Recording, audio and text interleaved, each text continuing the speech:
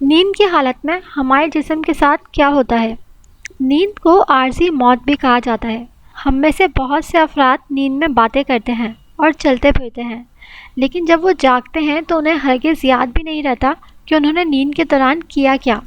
جب ہم گہری نیند سوتے ہیں تو ہم تقریباً مفلوج ہو جاتے ہیں اور چلنے پھرنے کے قابل نہیں رہتے۔ ویسے تو نیند کے دوران ہمیں چلنے پھرنے کی ضرورت نہیں ہوتی، لیکن اس کا تلخ تجربہ ان افراد کو ہوتا ہے جو نیند میں چلنے کی بیماری کا شکار ہوتے ہیں۔ ایسے افراد جب گہری نیند میں اٹھ کر چلنا شروع کر دیتے ہیں تو چند منٹ تک حرکت کرنے سے معذور ہوتے ہیں، اور اس دوران ان کے گرنے اور چوٹ لگنے کا اندیشہ بھی ہوتا ہے۔ گہری نیند کے دوران بند پپوٹوں کے نیچے ہماری آنکھیں نہایت تیزی سے حرکت کرتی ہیں۔ یہ حرکت دراصل اس خواب پر توجہ مرکوز رکھنے کے لیے ہوتی ہے جو ہم نیند کے دوران دیکھ رہے ہوتے ہیں۔ سونے کے دوران ہمارے جسم کی نشو و نما اور افزائش ہوتی ہے۔ اس دوران ہماری ہڈیاں، پٹھے، بال اور خلیات وغیرہ بڑھتے ہیں۔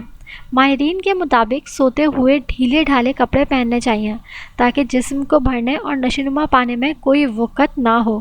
ہمارے جاگنے کے دوران حلق کو کھلا رکھنے والے اعصاب دوران نیند سست پڑ جاتے ہیں، جس سے حلق سے ہوا کی آمد و رفت کا راستہ تنگ ہو جاتا ہے۔ یہ عمل خراٹوں سمیت دیگر ناخوشگوار آوازوں کا سبب بنتے ہیں۔ بعض افراد جب نیند سے سو کر اٹھتے ہیں تو ان کے جبڑوں میں شدید درد ہوتا ہے اور وہ سوجے ہوئے بھی ہوتے ہیں۔ ایسا اس لیے ہوتا ہے کیونکہ وہ نیند کی حالت میں دانت پیسنے کی عادت کا شکار ہوتے ہیں۔ تاہم یہ عمل ہر شخص کے ساتھ رونما نہیں ہوتا۔ سائنس کی تمام تر ترقی کے باوجود نیند کے دوران آنے والے خواب تاحال ایک اسرار ہیں۔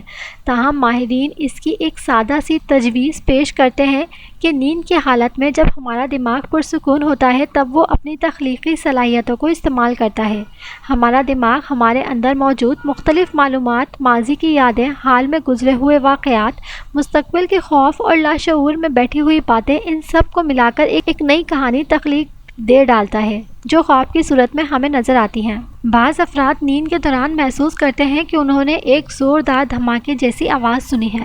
اس آواز سے ان کی آنکھ کھل جاتی ہے اور وہ جاگنے کے بعد بے حد خوفزدہ اور گھبرائے ہوئے ہوتے ہیں، لیکن حقیقت میں ایسا کچھ بھی نہیں ہوتا۔ ایسے موقع پر حقیقی زندگی بالکل معمول کے مطابق ہوتی ہے۔